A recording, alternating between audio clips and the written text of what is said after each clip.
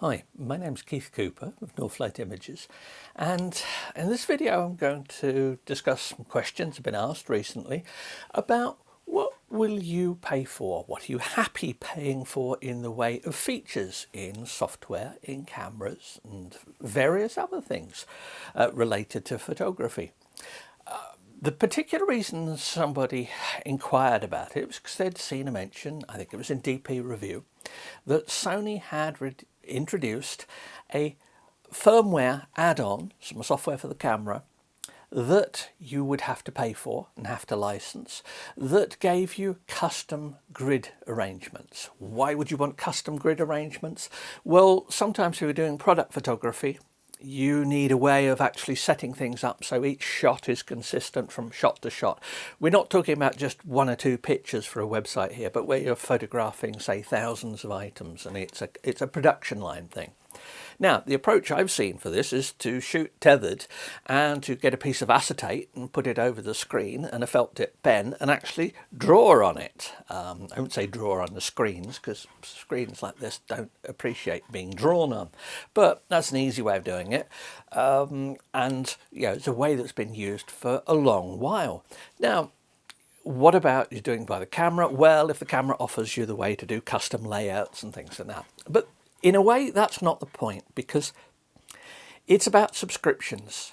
And that is always, no matter how it is dressed up as offering you more choice, etc., etc., etc., it's about making more money for whoever's producing the software and stuff. Now, we know about subscriptions, Adobe, for example. Now, I subscribe to the Adobe Photographer's Package, which gets me Photoshop, which I use, and Lightroom, which I have no use for whatsoever. I don't like it. I may have to come back to that, though, in terms of doing some tethered shots, but I'll come back to that a bit later.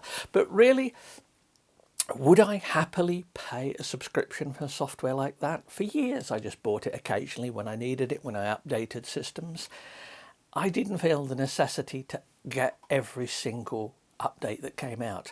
And in a way, that's one of the reasons why Adobe bought it out, because you can get a much steadier, more predictable stream of revenue for subscriptions. How does this relate to cameras? Well, I'll come back to some details that you might find of interest or not of interest in that in a bit. But really, if you look at Adobe, yeah, it's worked wonders for their bottom line. I'm not entirely happy about it, but I run a photography business and my Photoshop skills are a key part of that business. I'm happy to pay for it. I think I get enough return on it that it's okay. What about other subscription software? Well, I mentioned issues of tethering. The Fuji GFX 100S that I use for some of my work. It's not great. Somebody suggested that I should use Capture One or C1. That's now a subscription model of software.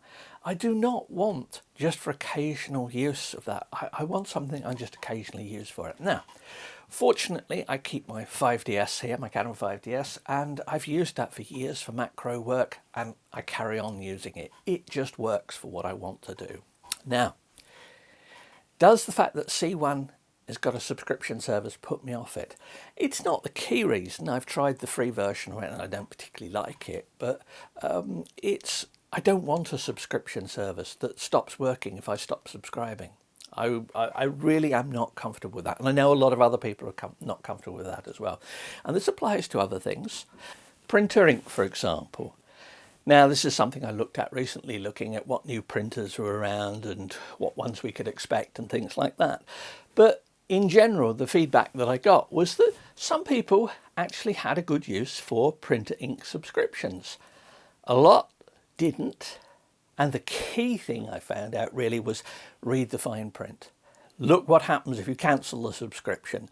Just make sure that your printer isn't bricked as a result of it, that you end up with a printer that doesn't work with ink in it just because you've stopped paying a subscription. So all of these things, read the fine print for them. But coming back to cameras, what about camera features that you pay for? Well, obviously the Sony thing is aimed at volume users. It's aimed at companies. Why would they aim it at companies? Well, when you get things for companies, and I'm not talking my own company here, where I don't have this attitude, is, well, I'm not spending my own money, it's the company's money. So it's much easier to get subscriptions commercially than it is out of individuals. It's also a feature that is not generally going to be much use. Is this potentially a sign that camera companies would like to introduce subscription models to features? I think it might be. I think they'll face an awful lot of resistance against it, as some car companies have, and that things that you can get away with, and I use the phrase get away with quite deliberately, would be things like specialist video codecs. These are going to be used commercially. They're professional features. Of course, the converse of this, and this is the one I always get asked about, is people say, such and such a camera has video features. I don't want the video features. I ought to be able to get a refund for features I don't want. Be very careful what you wish for, because you end up then with a camera that has very few features, and you just pay for the ones that you want. Now, is that a possibility? I don't think it will fly in the current market. I really don't. I think there'd be such a resistance to it. But every time you see somebody saying, well, I never use video, so therefore why should I pay for video? Yeah, that's true. There are many features in Photoshop that I don't particularly use because I use it as a photographer, not as a designer.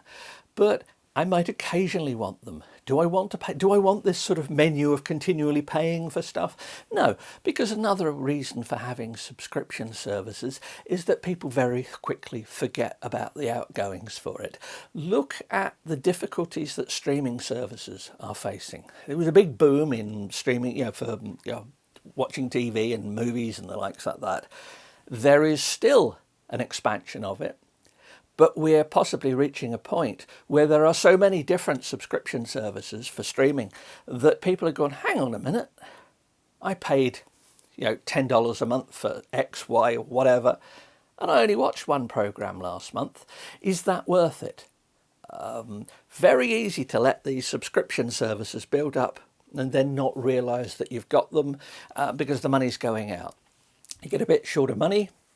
You decide to have a look at what your outgoings, and you think, why am I paying all these? Well, yeah, that's for streaming services. And I think you'll see some quite considerable changes there over the next few years. That still doesn't mean, camera companies, I'm sure, would love to be able to introduce stuff like this, features in your cameras. What would I like to see? What would I pay for? Well, I'm going to say, obviously, since I've mentioned it, because I'm testing some macro kit at the moment, some new lenses from Lauer, and it has actually revealed that I really need to build some specialist kit to do the testing, which will be useful for my commercial macro work, which is not at the microscopic end of things, but I'll be doing videos on any kit that I build specifically for this, so I will be covering this in detail. But good tethering support. Would I pay for software from Fuji that offered features for tethering? Well, I might. I'd be disinclined to, because I've got excellent software for free that Canon has produced for years. But Nikon used to sell software for extra features as well. I would like to see it done properly to start with. What else? The multi-shot handling. Now, I tested a few years ago the Panasonic S1R. It had multi-shot sensor shift. It handled movement that well that there was a mode you could use that didn't give you the full precision, but you could use it outdoors. And I've tried it, and when I tested the S1R, it was excellent. And that's why I thought, oh, sensor shift done well. Well, Canon couldn't get it right. In their version they brought out for the R5, there's obviously nothing for the likes of this. Fuji still don't seem to have got it, what I'd call got it right. In fact, the Panasonic one is the only one that I've tested in any detail that does it right. Would I pay for it? Yes, but at the amount I'm paying for a camera like this, I'd actually expect it to work out of the box.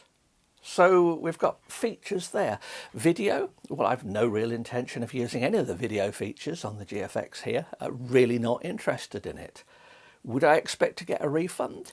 No, because I could see that as a thin end of the wedges, paying for features. You might say that I'm really not bothered about, cameras autofocus, because I use manual focus a lot.